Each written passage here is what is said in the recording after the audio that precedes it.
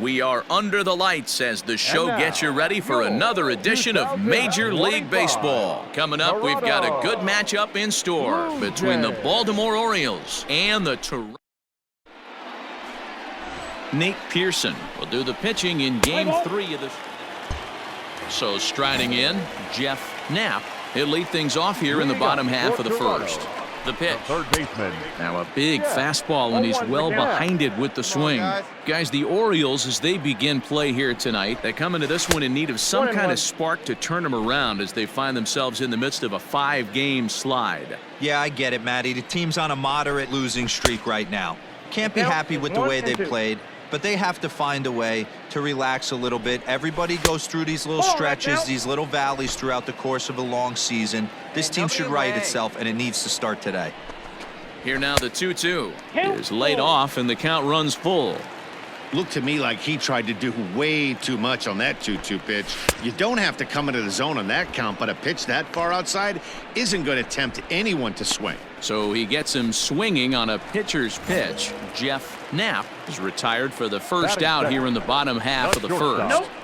Lays off one hitter umpires in this one. Behind the plate is Dave Lawrence. Dan, we got Dave Lawrence behind the dish tonight. One of the best in the business, in my opinion, but sometimes has a tendency to fall into a pattern where he's given a little bit too much on that outside corner. Yeah, D-Road, one of the things he'll do, he'll open up that outside corner, especially with left-handed batters. And he missed with that one. It's ball 4. A one-out walk here in the home first. Coming to the plate now, Brandon Nimmo. First shot for him here with a runner at first now and one away. Strike one to start the at-bat. Breaking ball below the zone. That's ball 1. Hey, there's not a lot you can do with a slider breaking down and in unless you catch it way out front. I like the idea of taking it and making the pitcher bring you something a little more hittable. And a splitter swung on and missed that time, and that'll be out number 2. Well, that's just a quality pitch right there. The location was excellent because if it's put in play, there's a good chance it's on the ground for a double play. And hey, a strikeout always works too. So that'll bring in Teoscar Hernandez as the first pitch to him is in there for a called strike 1. Polanco leads off first with a pair of outs in the inning. Oh, he had him fooled there. No balls and 2 strikes. Got him swinging as he runs the fastball by him to end the inning. Blue Jays held in check. Still no score. Stepping in, Josh Naylor, and he's hoping to get things going at the plate. It's been a bit of a struggle for him in recent games. They'll try and entice him with a high fastball, but he wouldn't commit. It's ball 1.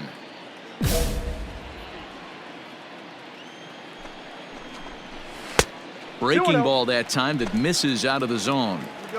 Non-competitive pitch right there, runs the count to 2-0, and he is ready to do some damage in the box. 3-0 to him now. Now the pitch.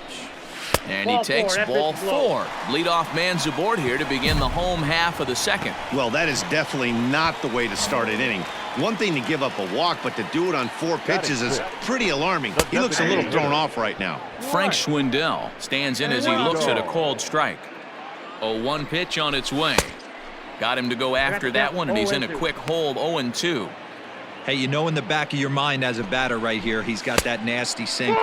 I know it's 0-2, but he might not be looking for the punch out. You have to find a way as a batter to get that 2-seamer up in the zone, or you're going to ground into a double play. And a half swing that time, but it's a full swing in the eyes of the umpire, and that'll be the first out of the inning. Stepping into the box, Taylor Trammell. It was a 2-hit effort for him, including a home run in last night's game. 1-0 the count. And 2-0 now as this misses below the knees. Hey, you want to talk about being in a zone? This guy's been raking lately, and it all starts with his pitch selection. 2 great takes, and he's almost daring the pitcher just go ahead and challenge him. The 2-1 home will not catch the zone. Ball 3. Kevin Biggio waits on deck. And he lays off here. A nice job. It's ball 4. First and second now with 1 away. Now to the plate, Kevin Biggio. He did not play last night, but clearly back in the starting 9 for this one. 1 ball, no strikes to count. He's ready. Here's the 1-0. 2 balls, no strikes. Has to be a challenge pitch coming up here. He probably doesn't want to flirt with loading the bases. 3-0 now. Well, nothing can make you question yourself on that mound more than 3 straight balls to a guy you know that you should go right after. Sometimes you just lose the strike zone and you don't know why. And the count will be full.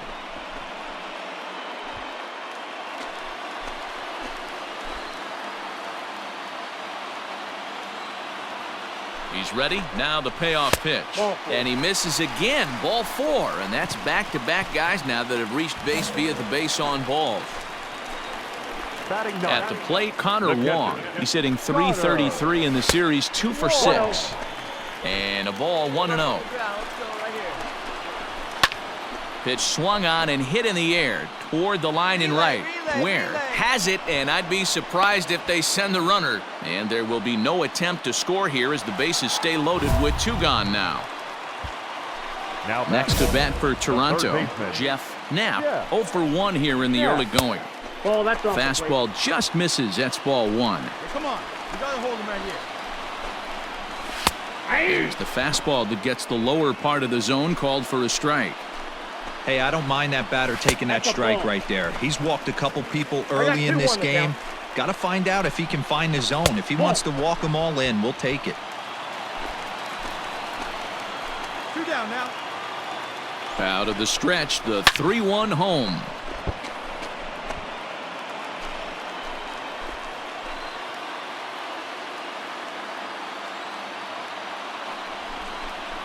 Oh, and it misses. Ball 4, and that will force home a run.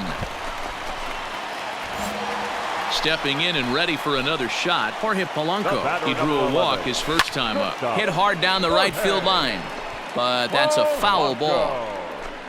Ready with the 0-1. Off the plate, 1 ball, 1 strike. Hey, all right, here we go now. And it's fouled away. Bases are loaded here, 2 down. Counts even, 2-2 for Polanco. And the 32nd pitch of the inning is swung on and missed, and that will retire the side. Some of our nation's young minds and future leaders here in it. Welcome back to the Rogers Center, home of the Blue Jays, who've proven to have one of the best pitching staffs in baseball this year. Bottom of the inning now, and that'll bring forth the veteran outfielder, Brandon Nimmo. And a bit too high with that one. It's 1-0. 2-0. You can see this guy's more focused at the plate right now. In that first AB, he went down on strikes. Went about halfway there, but it's a called strike regardless. Nimmo with an even count of 2-2 now. Whew, that was some gas. Triple digits on the radar gun. This one sinks low and a touch outside. It's a full count, 3-2. And good patience exercised as he works out the walk to lead off the home half of the 3rd. Well, the reason power hitters generally draw more walks than other guys is exactly what we saw right there. Pitchers work around them and nibble the corners a lot more so they don't get burned. He made some good pitches, but he just couldn't get him to chase enough out of the zone. Teoscar Hernandez is at the plate as he looks at ball 1. 2-0 to the Jays left fielder.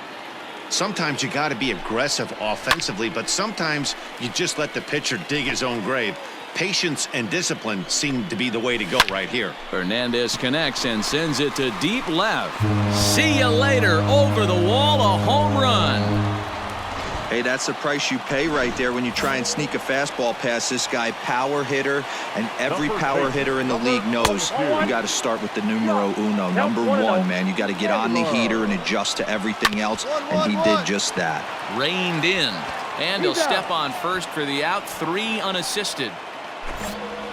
To the plate now is the designated hitter, Frank Schwindel. And this is just off the outside corner for a ball, 1-0. We're only in the 3rd inning, and his pitch count is above 60. That's not being too efficient with your pitches. Now the 1-1 pitch is taken for ball 2. It's one thing to get hit around, but it's far worse when you're getting yourself into trouble by not throwing strikes.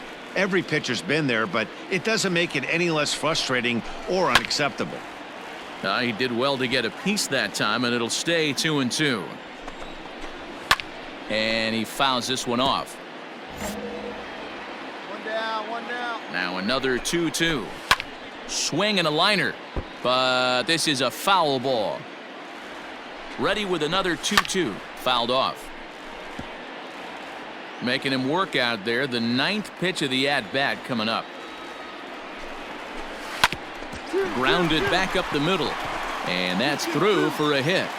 Cut, hold it. Nice execution right there, Dan. Kept his front shoulder in, kept his hands inside the baseball, and ripped the base hit up the middle. And if you're a pitcher right there, you can't get discouraged. Sometimes even when you make a good pitch, the ball's going to find a hole somewhere. That one right up the middle.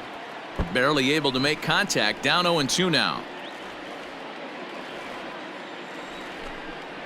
And a slider's in the dirt as he lays off it for a ball. Already 24 pitches to this point in the inning. Fouled away.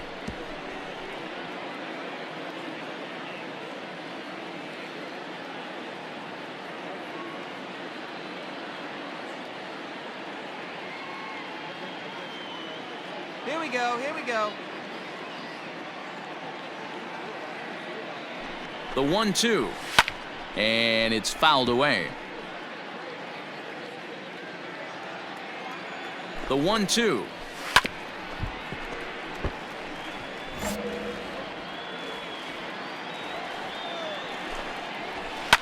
Drilled on the ground to short, and that finds its way through for a base hit. No runner, no runner. Hold it right there, hold it. Dan, after that base hit right there, he's got a 6-game hitting streak going. You know what? And this could lead him on to some. 3.